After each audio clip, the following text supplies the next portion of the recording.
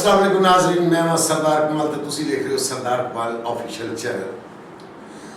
अज गुजरांवाला शहर, पहलवाना का शहर, दलेरा का शहर, शहजादे का शहर, इस शहर के पहलवान में तुहाडी मुलाकात करवा रहे हैं।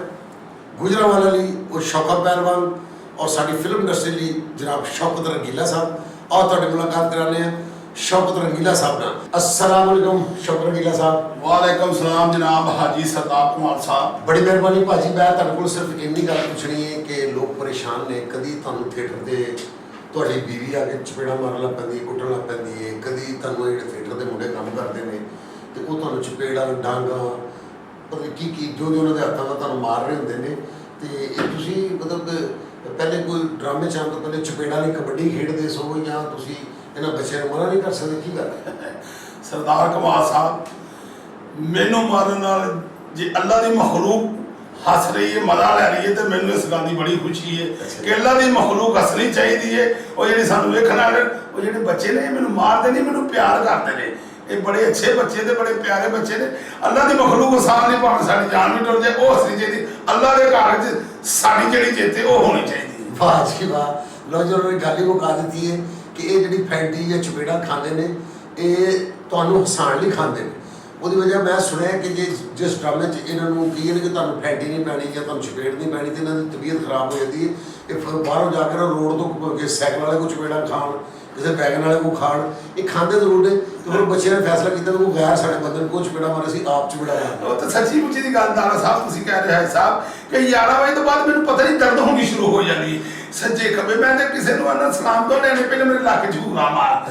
ये पता नहीं मैनूं जमानत में यही चीज़ है जिन्ना चेर मैनूं मार ना पवे मैनूं सकून नहीं होता। अल्लाह जी शौकत रंगीला साहब। अच्छा जी जो भाभी है ना वो है सी तो भाभी पिछे आगे सुन के खर्चा नहीं दे रहे, फिर उत्थे बड़े दोस्त दोस्तों ने भी बुरा भला क्या चपेड़ा मार गया, वो वाकया सही सी या नहीं कोई गल सी? और देखो जी गल ये कि दारा बाबू जी अल्लाह तुहानूं जिंदगी तंदुरुस्ती देवे। घरां च हो जांदे ने वाद घाटे लड़ाइयां हो जांदियां ने, बंदा टाइम और सारा असीं फनकार लोग टाइम पूरा कदों कर दिंदे आ। असीं टाइम असीं इत्थे दिंदे अपने थिएटर नूं टाइम दिंदे जिੱਥੋਂ सानूं रिजल्ट मिले। बस वो बैठे बिठाया हो जाते कुछ बंदे जाके चुगली लाती घर दे विच अपने दोस्त ही ने ना जेड़े। मैं पूछना चाह रहा कि अज तो कोई ऐसी घर लड़ाई करके दी है कि अचानक मैं तो इंटरव्यू कर रहा तो भाभी आए फिर तुहानूं मारन मूरन लग पैण चपेड़ा मार या छितर मारन तो मेरे को बर्दाश्त नहीं? नहीं नहीं हुण सुलह हो गई है। हुण तो मैं लेट जावां जदों मर्जी जावां उन्होंने पता है कि हुण अल्लाह दी रहमत अल्लाह दी मेहरबानी अल्लाह दे घर इबादत करन जाना, 5 वक्त नमाज पढ़ना। हुण इस गल दा पता है कि ये मस्जिद च थिएटर तो जाके सीधा सुबह मस्जिद जाना, फिर मैं 7 बजे ना घर आना। हुण अल्लाह दी बड़ी रहमत है। नहीं हुण भाभी 7 बजे तुहाडा इंतजार नहीं करदे तो तुसीं ना भी जाओ तो भाभी कोई फिक्र नहीं, उन्हें पता है वो बिल्कुल दुरुस्त हो गए। अच्छा शौकत रंगीला साहब तुहाडा माशाअल्लाह फिल्म का कैरियर है, फिल्म स्टूडियो का मैं कुछ वेख्या पुरानी फिल्मां वेखियां ने जे तुसीं बिल्कुल बच्चे हो छोटे हो, ठीक है जी। ये तुसीं कितनी एज च इत्थों गुजरात खैरबाद कह के ते लाहौर चले गए सो? और मैं जी मेरी को 13 या 14 साल उम्र होएगी। मैं क्राउन सिनेमा अच्छा पहलवान साहब का इत्थे वो साडे रिश्तेदार ही ने। वो मैं जनाब पिछे सुनता होंदा सा स्टोरी, कदी बाली मार देनी, कदी इंज, कदी रंगीला साहब वाले वो जेड़े सन ना मसूद अख्तर साहब उत्थे आउंदे जांदे सन, उन्हां दे सानू सन जेड़े अच्छे पढ़ाउंदे पाए सन। अदाकार मसूद अख्तर साहब साडे सीनियर साडे बाबा जी बाबा जी मसूद अख्तर साहब हां वो उन्हां दे सानू सन, उन्हां दे नोनी पढ़ाउण जेड़ा उन्हां दे सानू सन। उन्हें कहा यार साडा मुंडा कदी मंजे तो थले डिग पैंदा, कदी पानी च मतलब कि किन्ना जनून होंदा सी कि मोबले वाला उन्होंने एक दिन काले मोबले का ड्रम पाया, मैं ड्रम मारन निकलिया तो वही पता लगा कि लोगों को कि ये मुंडा नहीं है, मैनू कई कुट्टन लग पे वो एक ही आ गए को बुला आ गई। उन्हें कहा यार इन्ना जनून है बच्चे। उन्हें कहा परसों मैं आवागा तू मेरे नाल जाना। परसों मैं जनाब मसूद अख्तर साहब आए, उन्होंने नाल मैं टुर गया लाहौर। 3 दिन मैनू मसूद अख्तर साहब ने अपने घर रखा। उस तो बाद मैं स्टूडियो लै गया तो लाला संदीप साहब अल्लाह जनता ही घर करे उस सदर सन। उन्होंने कह दिया लाला जी है साडा बच्चा है इनू नाल रख लो। वो फिर लाला जी ने मैनू अपने नाल रखा। मैं उन्होंने फिर फिल्मां 4-5 कराइया वा, अल्लाह दा हीरा मोती, पुत्र का प्यार। फिर माँ पुत्र के सैट से मैनू लाला जी ने रंगीला साहब का शेर दबाया जिस माशाअल्लाह बड़े सारे आर्टिस्ट हैं। आप कच्चा कच हाँ जी आप कच्चा कच ते डदादार उस मुकाबला और लता डिंगियां। हाँ जी हाँ जी एक उस फिल्म की कंटिन्यूटी होना। हाँ जी उस रंगीला साहब के उसे वो फिर मैं रंगीला साहब के नाल जी 22 साल मैं रंगीला साहब के नाल रहा।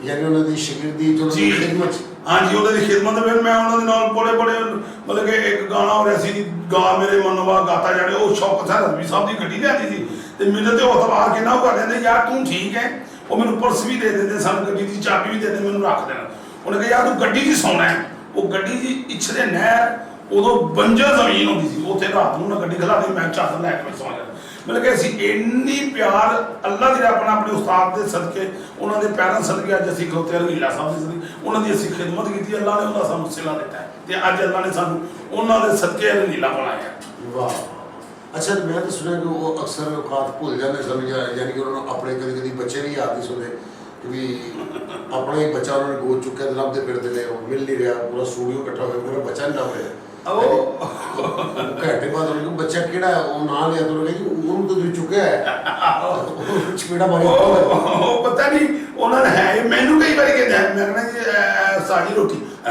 ਤੂੰ ਕੌਣ ਹੈ ਕੀ ਨਾਂ ਹੈ ਤੇਰਾ ਮੈਂ ਕਹਿੰਦੀ ਮੇਰਾ ਨਾਂ ਸ਼ੌਕਤ ਰੰਗੀਲਾ ਤੁਹਾਡੇ ਸ਼ੀ ਕਦੋਂ ਨਹੀਂ ਮੈਂ ਕਹਿੰਦੀ ਲਾਲੇ ਸਰੀਰ ਸਾਹਿਬ ਮਾਂ ਇਹਨਾਂ ਦਾ ਨਿਕਲ ਮਾਰਾ ਤੂੰ ਇੱਕ ਮਨੂਸ ਆਦਮੀ ਉਹ ਫਿਰ ਪਤਾ ਨਹੀਂ 5 ਮਿੰਟ ਓਏ ਚੀਜ਼ੇ ਕਰਦੇ ਸਨ ਮਜ਼ੇ ਕਰਦੇ ਮਤਲਬ ਖੁਸ਼ ਹੁੰਦੇ ਸਨ ਇਸ ਗੱਲ ਅੱਛਾ ਮੈਂ ਇਹੋ ਤੁਹਾਡੇ ਗੱਲ ਕਰਨਾ ਚਾਹੁੰਦਾ ਕਿ ਅਗਰ ਉਹ ਭੁੱਲ ਜਾਂਦੇ ਸਨ ਜਾਂ ਉਹਨਾਂ ਨੂੰ ਇਸ ਤਰ੍ਹਾਂ ਜਿਵੇਂ ਤੁਹਾਨੂੰ ਕਹਿੰਦਾ ਤੂੰ ਕੌਣ ਹੈ ਆਪਣਾ ਬੱਚਾ ਭੁੱਲ ਗਏ ਨੇ ਉਹਨਾਂ ਦੀ ਜਿਹੜੀਆਂ ਫਿਲਮਾਂ ਨੇ ਜਿਵੇਂ ਕਿ ਉਹਨਾਂ ਦੀ ਫਿਲਮ ਰੰਗੀਲਾ ਹੈ ਜਿਵੇਂ ਉਹਨਾਂ ਦੀ ਫਿਲਮ ਹੈ ਦੋ ਰੰਗੀਲੇ ਨੇ ਦੀਆ ਔਰ ਤੂਫਾਨ ਹੈ ਬੜੀ ਵੱਡੀਆਂ ਫਿਲਮਾਂ ਬਣਾਈਆਂ ਨੇ ਕੁੱਲੀ ਹੈ ਜੀ ਉਹ ਐਜ਼ ਡਾਇਰੈਕਟਰ ਮੈਂ ਜਦੋਂ ਉਹਨਾਂ ਦੀ ਫਿਲਮ ਦੇਖਦਾ ਤਾਂ ਮੈਨੂੰ ਲੱਗਦਾ ਕਿ ਇਹ ਤੇ ਬੜੇ ਜ਼ਹੀਨ ਆਦਮੀ ਦੀ ਫਿਲਮ ਆ ਬੜੇ ਕੰਟੀਨਿਊਟੀ ਉਹ ਫਿਲਮ ਦੇਖੋ ਤੁਹਾਨੂੰ ਮਤਲਬ ਪਰੇਸ਼ਾਨ ਹੋ ਜਾਂਦੇ ਯਾਰ ਇਹ ਰੰਗੀਲਾ ਸਾਹਿਬ ਡਾਇਰੈਕਟਰ ਨੇ ਔਰ ਕੀ ਕੰਮ ਕੀਤਾ ਹੈ ਹਾਂਜੀ ਇਹਦਾ ਮਤਲਬ ਕਿ ਉਹ ਭੁੱਲਦੇ ਨਹੀਂ ਸੀ ਜਾਣ ਕੇ ਕੋਈ ਸ਼ੁਗਲ ਮੇਲਾ ਹੀ ਕਰਦੇ ਬਹੁਤ ਸ਼ੁਗਲ ਮੇਲਾ ਕਰਦੇ ਨੇ ਉਹ ਤੇ ਇੰਨਾ ਜਨੂਨ ਕਰਦੇ ਸਨ ਆਪਣੇ ਕੰਮ ਦੇ ਨਾਲ ਮੈਂ ਉਹਨਾਂ ਨੂੰ ਵੇਖਿਆ ਰਾਤ ਨੂੰ ਉਹਨਾਂ ਨੇ ਐਵੇਂ ਜੀ ਰੰਗੀਲਾ ਸਾਹਿਬ ਜਾ ਕੇ ਸੌਂ ਜਾਂਦੇ ਨੇ ਸੌਂਦੇ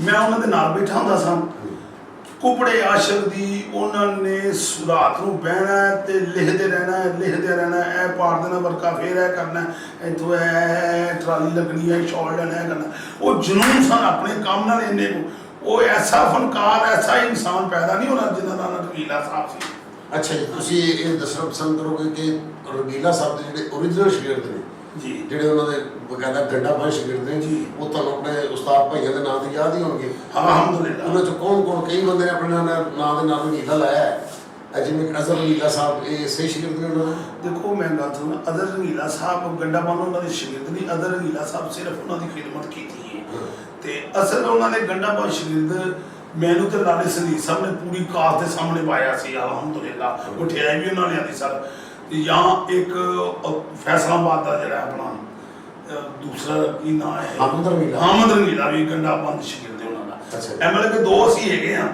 ਕਿ ਜੋ ਮੈਂ ਵੇਖਿਆ ਮੈਂ ਤੇ ਆਪਣਾ ਲਾਲਾ ਸਰੀਰ ਸਾਹਿਬ ਨੇ ਮੈਨੂੰ ਉਹਨਾਂ ਨੇ ਬਕਾਇਦਾ ਗਾਣਾ ਬਾਨਿਆ ਮਠਿਆਈ ਮੰਗਵਾਈ ਆਪਾਂ ਫਰਦੋਸ ਸਾਹਿਬ ਦੀ ਸਨਸੈਟ ਤੇ ਆਗਾ ਤਾਲੇ ਸਾਹਿਬ ਵਾਜੀ ਨਾਸਰਾ ਪੂਰੀ ਕਾਸ ਸੀ ਮੁਨਵਰ ਜ਼ਰੀਮ ਸਾਹਿਬ ਸਨ ਆਗਾ ਤਾਲੇ ਸਾਹਿਬ ਤੇ ਮੈਂ ਤੇ ਇਹਨਾਂ 'ਚ ਬੈਠਾ ਤੇ ਉਹਨਾਂ ਨੇ ਵੀ ਇੱਕ ਕਿਸਰੇ ਆਊਟਡੋਰ ਸੀ ਉੱਥੇ ਰੰਗੀਲਾ ਸਾਹਿਬ ਦੇ ਸ਼ਾਗਿਰਦ ਬੈਠੇ ਉਹ ਠੀਕ ਸ਼ਾਗਿਰਦ ਬੈਠੇ ਅੱਛਾ ਜੀ ਆਪਣਾ ਤੁਸੀਂ ਮਾਸ਼ਾਅੱਲਾ ਥੀਏਟਰ ਦੇ ਤੁਹਾਨੂੰ ਰੈਗੂਲਰ ਇੱਥੇ ਕਰੀ ਜਾ ਰਹੇ ਕੰਮ ਜਿਹਨਾਂ ਨਾਲ ਤੁਹਾਡਾ ਕੰਮ ਹੋ ਰਿਹਾ ਤੇ ਇਸ ਕੰਮ ਦੀ ਵਜ੍ਹਾ ਨਾਲ ਕੋਈ ਦੁਨੀਆ ਦੇ ਕਿਤੇ ਗਏ ਹੋ ਕਿਸੇ ਹੋਰ ਮੁਲਕ 'ਚ ਵੀ ਗਏ ਹੋ ਹਾਂਜੀ ਮੈਂ ਲੰਡਨ ਗਿਆ ਸਾਂ ਜੀ ਸਰਦਾਰ ਸਾਹਿਬ ਅੱਛਾ ਜੀ ਹਾਂਜੀ ਤੁਹਾਡੇ ਨਾਲ ਹੀ ਗਿਆ ਸਾਂ ਮੈਂ ਕਿਸ ਤਰ੍ਹਾਂ ਕਰ ਲੰਡਨ ਜੋ ਮਰਜ਼ੀ ਹੈ ਜੀ ਲੰਡਨ ਜੀ ਬੜੇ ਮਜ਼ੇਦਾਰ ਸਾਰਾ ਕੁਝ ਪਰ ਆਪਣੇ ਪਾਕਿਸਤਾਨ ਵਰਗੀ ਚੀਜ਼ ਨਹੀਂ ਮੈਨੂੰ ਉੱਥੇ ਮਿਲੀ ਉੱਥੇ ਬੜੇ ਅੱਛੇ ਲੋਕ ਨੇ ਜੇ ਉਹ ਕਲਮਾ ਪੜ੍ਹ ਲੈਣ ਤਾਂ ਸਿੱਧੇ ਜੰਤੀ ਨੇ ਤਾਂ ਥੋੜੀ ਪਰੇਸ਼ਾਨੀ ਦੀ ਕਿਸੇ ਨੇ ਘਰ ਦੇ ਬਾਹਰ ਮੋਟਰਸਾਈਕਲ ਲਿਖੜਾ ਕੀਤਾ ਕਿਸੇ ਨੇ ਕੋਈ ਮੱਝ ਨਹੀਂ ਬੰਨੀ ਕਿਸੇ ਨੇ ਕੋਈ ਘੋੜਾ ਨਹੀਂ ਬੰਨਿਆ ਅਸੀਂ ਘੋੜੇ ਵਾਲੀ ਗੱਲ ਨੂੰ ਛੱਡੋ ਉੱਥੇ ਮੈਨੂੰ ਨਾ ਸ਼ਾਦ ਮਿਲਦਾ ਸਾਹਬਾਂ ਨੇ